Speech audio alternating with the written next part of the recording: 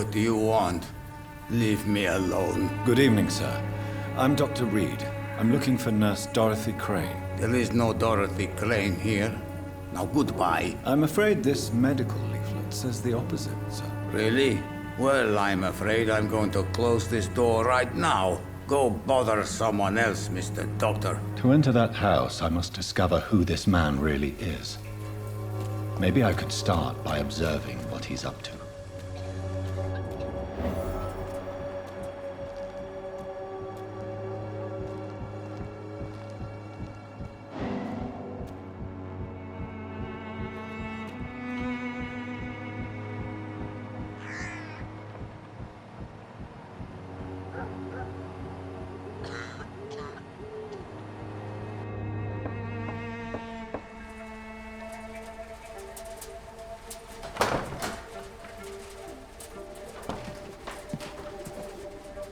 A strange man was at the door with a pass for our medical facility. I refused him entry.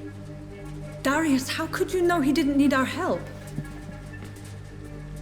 His clothes were too finely tailored to be for Whitechapel.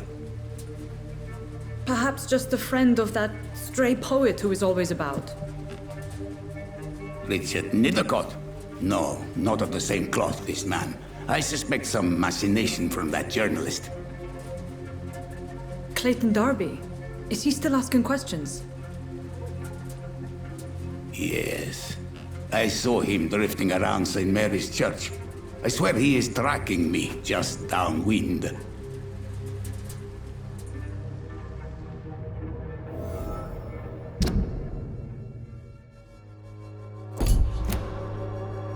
I must talk to that journalist or the poet.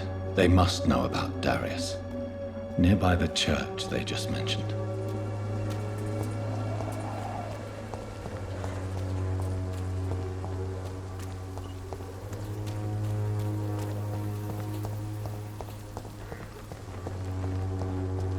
Joe, please, I don't have your money. Come on, Baron.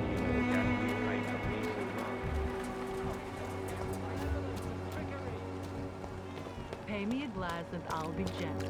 Pay me a bottle and I'll...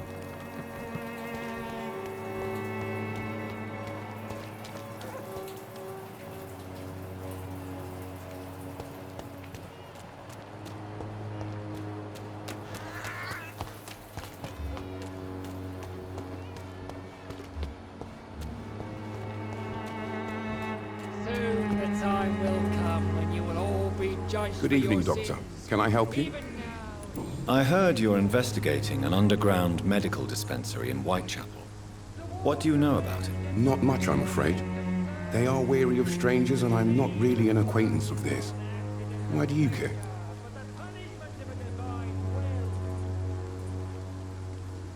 I'm afraid one of the nurses from the Pembroke Hospital may be involved with unsavory activities. Ah, could it be Dorothy Crane? Without a doubt, you are a damn fine journalist, Mr. Darby. What do you know of her accomplice, a man named Darius? I don't know much about the man. He's very cautious. Never goes out. Doesn't seem to have any friends or family. He has no relatives at all? No. Except for that strange man, a poet named Richard Nithercott, who sometimes comes by. Darius would never let him in. Where can I find this Mr. Nithercott? He spends most of his time lurking around Whitechapel, talking to himself or declaring verses. These days, you can usually find him behind the church. He never goes out. No. A few days ago, he unexpectedly did. I followed him, but it was just a ruse to keep me away from his house. Really?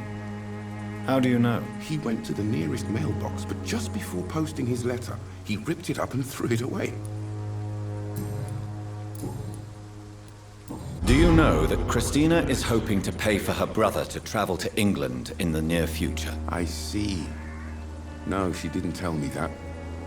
But that explains many things. Do you believe she will ever see her brother again? As long as the war rages in Europe, I'm afraid her chances of seeing her brother again are slim to none.